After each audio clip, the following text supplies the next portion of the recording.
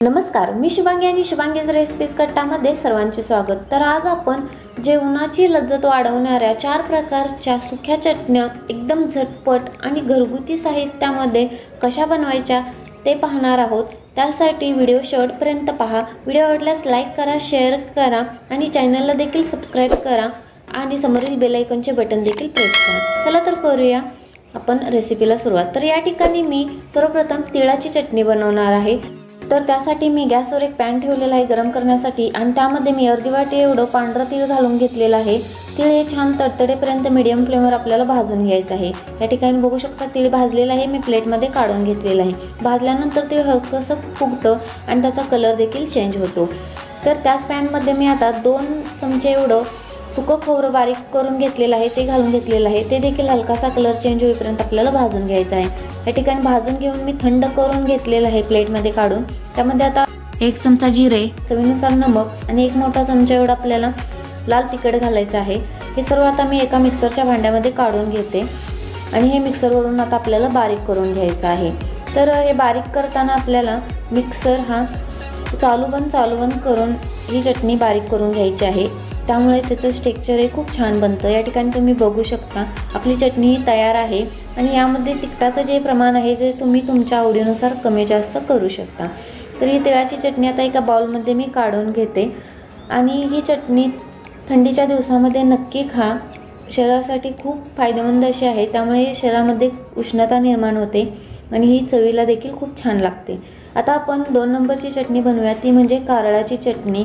तर याला खुरसणी असे देखील काही ठिकाणी म्हणतात, तसेच कोरटं देखील म्हणतात। आता या ठिकाणी मी 1 वाटी एवढे कारळ घेतलेलं आहे, बघू शकता अशा प्रकारचे हे असतं। आता हे देखील आपल्याला हलकासा चेंज कलर होईपर्यंत भाजून घ्यायचं आहे मीडियम फ्लेमवर। या ठिकाणी बघू शकता छान हे कारळ देखील तडतडत आहे, याचा कलर चेंज झालेला आहे आणि शाईन देखील आलेली आहे। हे आता मी एका प्लेटमध्ये काढून घेते। आता याच पॅनमध्ये आपल्याला 2 चमचे एवढं सुकं खोबरं बारीक केलेलं घालून घ्यायचं आहे आणि ते देखील आपल्याला 1-2 मिनिटं हलकासा कलर चेंज होईपर्यंत परतून घ्यायचं आहे। या ठिकाणी बघू शकता परतलेला आहे मी आणि यामध्ये मी 10 ते 15 लसणाच्या पाकळ्या देखील घालून घेतलेल्या आहेत। त्या देखील आपल्याला 1-2 मिनिटं परतून घ्यायच्या आहेत। हे परतून झालेलं आहे एका प्लेटमध्ये मी काढून घेते। तर हे थंड करून घ्यायचं आहे सर्व आपल्याला। या ठिकाणी थंड करून घेतलेलं आहे, हे मी एका मिक्सरच्या भांड्यामध्ये काढून घेते। आता यामध्ये आपल्याला 2 मोठे चमचे एवढं लाल तिखट घालायचं आहे। तुमच्या आवडीनुसार याचे प्रमाण तुम्ही कमी जास्त करू शकता। तसेच चवीनुसार नमक घालून हे आपल्याला मिक्सरवरून बारीक करून घ्यायचं आहे। तर सुरुवातीला सांगितल्याप्रमाणेच आपल्याला मिक्सर हा चालू बंद करून घ्यायचा आहे बारीक। या ठिकाणी बघू शकता मी बारीक करून घेतलेला आहे। खूप छान आपली चटणी तयार झालेली आहे कारळाची। याचं टेक्स्चर देखील तुम्ही बघू शकता, एकदम बारीक पिठासारखं मी बनवलेलं नाही, थोडंसं दरदरच ठेवलेलं आहे। तर अशा प्रकारे आपली कारळाची चटणी देखील तयार आहे। ही एका बाउलमध्ये मी काढून घेते। तर ही कारळाची चटणी सांधेवातासाठी अतिशय उपयुक्त अशी आहे। याच्यामध्ये हाय फायबर आहेत, त्यामुळे ही चटणी अर्धा चमचा तरी किमान दररोज आपण खाल्ली पाहिजे। खूप शरीरासाठी उपयुक्त अशी आहे आणि ही चटणी महिन्याभरासाठी आपण स्टोअर करून हवाबंद डब्यामध्ये ठेवू शकतो। आता आपण 4 नंबरची चटणी बनवणार आहोत, ती म्हणजे शेंगदाण्याची चटणी। तर या ठिकाणी मी 1 वाटी एवढे शेंगदाणे घेतलेले आहेत, ते आपल्याला छान असे भाजून घ्यायचे आहेत मीडियम फ्लेमवर खरपूस असे। या ठिकाणी मी भाजून घेतलेलं आहे आणि जर तुम्हाला हवे असेल तर याची टरफल तुम्ही काढू शकता, पण मी काढणार नाही। तर यामध्ये आता 2 चमचे एवढं तेल घालून घेतलेलं आहे मी आणि आणखीन 1 मिनिट मी हे मीडियम फ्लेमवर भाजून घेते। तर ही टरफल अशी ठेवल्यामुळे खूप छान अशी टेस्ट येते। हलकासा कलर चेंज होतो, पण कलर चेंज झाला तरी देखील चालेल, कारण याची चव देखील तितकीच वाढते।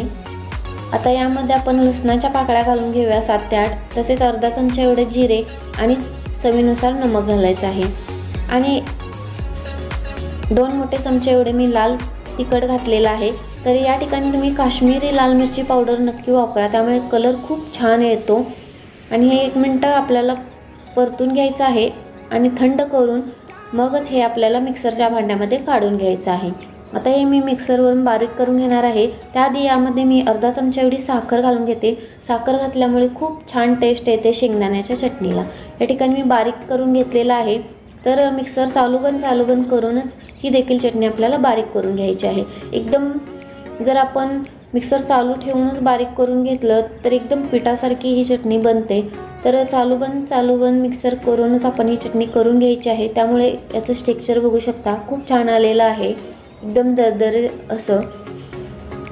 तर या ठिकाणी आपली शेंगदाणे चटणी तयार आहे। एका बाउलमध्ये मी काढून घेतलेली आहे। तर ही चटणी प्रवासामध्ये आपण नक्की नेऊ शकतो, खूप उपयुक्त अशी ठरते आणि चपातीबरोबर ती रोल करून देखील आपण ही खाऊ शकतो। आता आपण 4 नंबरची चटणी बनवणार आहोत, ती म्हणजे लसणाची चटणी। तर या ठिकाणी मी अर्धी वाटी एवढा लसूण घेतलेला आहे आणि 2 चमचे एवढं शेंगदाणे, 2 चमचे एवढं सुकं खोबरं मी बारीक केलेलं घेतलेलं आहे। हलकासा कलर चेंज होईपर्यंत 4 ते 5 मिनिट आपल्याला हे पॅनमध्ये भाजून घ्यायचं आहे मीडियम फ्लेमवर। आता हे भाजून झालेलं आहे आणि यामध्ये मी आता अर्धा चमचा एवढे जिरे घालून घेते। हे देखील आपल्याला एक अर्धा मिनिट परतून घ्यायचं आहे आणि हे एका प्लेटमध्ये काढून घ्यायचं आहे, थंड होण्यासाठी ठेवून द्यायचं आहे। थंड झाल्यानंतर हे एका मिक्सरच्या भांड्यामध्ये मी काढून घेतलेलं आहे आणि यामध्ये आता आपल्याला लाल मिरची पावडर घालायची आहे 1 चमचा एवढी। तुमच्या आवडीनुसार याचे प्रमाण कमी जास्त करू शकता। चवीनुसार नमक आणि पाव चमचा एवढा हिंग घालायचा आहे। तसेच अर्धा चमचा एवढे आपण धने पावडर घालणार आहोत आणि हे आता मिक्सरवरून बारीक करून घ्यायचं आहे। या ठिकाणी बघू शकता लसणाची चटणी आपली खूप छान अशी तयार झालेली आहे। असा खमंग असा वास येत आहे याचा, बघू शकता तुम्ही। खूप छान आपली चटणी तयार आहे आणि हिंग घातल्यामुळे खूप छान स्वाद येतो या चटणीला।